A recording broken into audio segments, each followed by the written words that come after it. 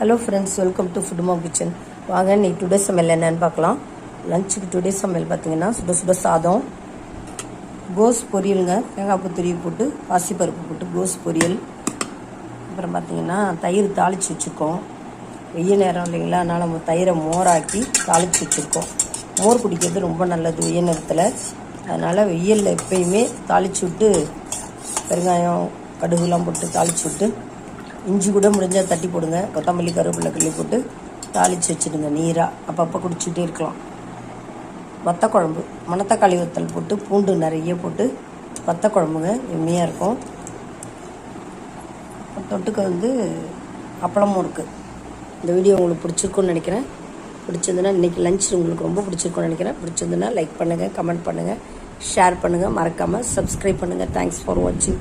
நம்ம நெக்ஸ்ட் வீடியோவில் பார்க்கலாம்.